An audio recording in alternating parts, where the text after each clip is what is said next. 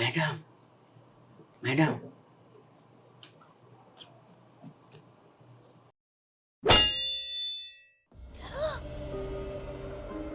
খুশি কোনো সমস্যা? না মানে আমার না খুব কাশ উঠতেছে, পানি খাইতে হবে। বর্ষাবে আসতেছে।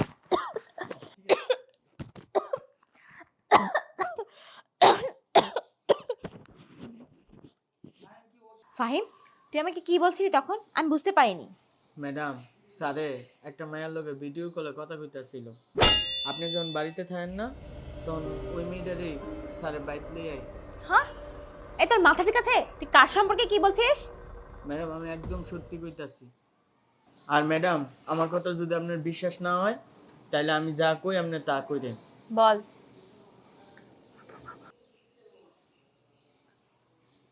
ঠিক আছে, কিন্তু যদি কথাটা মিথ্যা হয়, বুঝতে পারছিস তো তুই এই বাসার স্যারের নামে কথা বলছিস। আমি যাচ্ছি তাহলে। ইসমাইল, একটু কথা ছিল। হ্যাঁ বলো। ইসমাইল, আমাকে ইমার্জেন্সি মায়ের বাসায় যেতে হবে 3 দিনের জন্য। কি বলছো তুমি? কেন? আম্মুর শরীরটা খুবই খারাপ ইসমাইল। আহ, আমি তুমি না গেলে কোনোভাবেই আম্মু সুস্থ হচ্ছে না। তুমি চলে গেলে আমি কিভাবে থাকবো বলো? আরে 3 দিনের তো ব্যাপার, 3 দিন পরে তো চলে আসবো। আমি যেতে চাচ্ছি, আর আমাকে এখনই বের হতে হবে। আচ্ছা ঠিক আছে, তাহলে যাও, আর সাবধানে যেও। হ্যাঁ ঠিক আছে, তুমি নিজের খেয়াল রেখো। হ্যাঁ, হ্যাঁ আচ্ছা আসি। ঠিক আছে, যাও।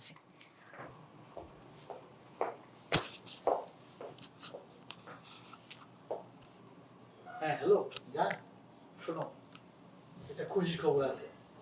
আমার ওয়াইফ 3 দিনের জন্য তার মায়ের বাড়ি চলে গেছে।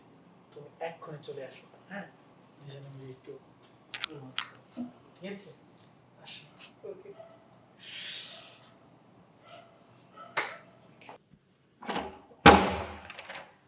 তুমি চলে এসেছো? তুমি ডেকেছো আর আমি আসবো না? আচ্ছা চলো ভিতরে চলো। আরে দাঁড়াও না, কি? আমরা একটু এখানে দাঁড়াই। আরে এখানে? হ্যাঁ। রুমে চলো না, রুম তো ফাঁকাই আছে, চলো। আচ্ছা। জান, অনেক বড় একটা সুযোগ।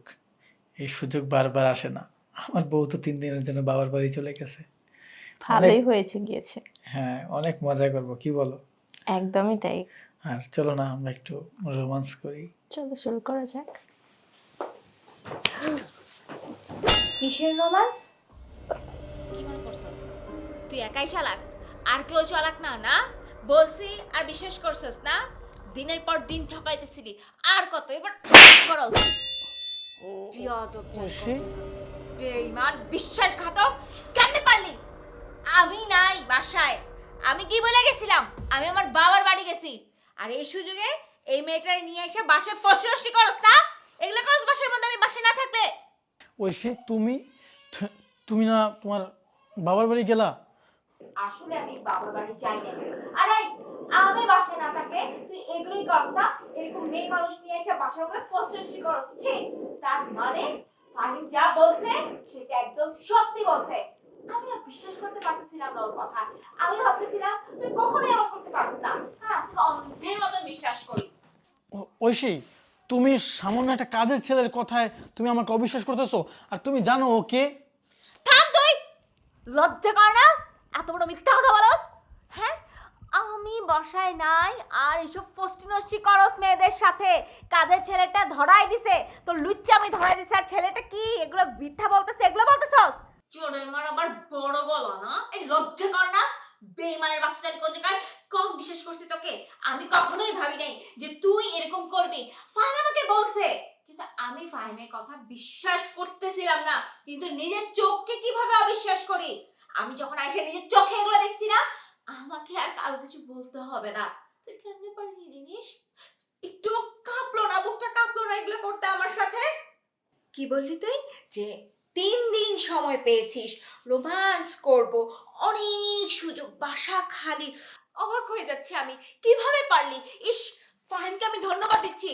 ও যদি আমাকে না বলতো আমি কোনো দিনও বিশ্বাস করতাম না। আর একটা কাজের ছেলে হয়ে ও আমার এত বড় উপকার করলো। ওর কাছে আমি চিরকৃতজ্ঞ যে ও আমাকে এই তোর মতো লুচ্চা লম্পটকে ধরাই দিছে।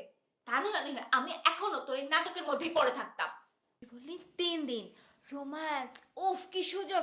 এই লজ্জা লজ্জা করে না? হ্যাঁ লজ্জা করে না? কেমনে পারলি? কেমনে পারস এগুলো করতে?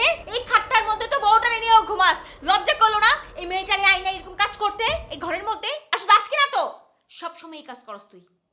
তোর মতন বেঈমান লুচ্চা লম্পটের সাথে 1 মিনিটের জন্য আর না।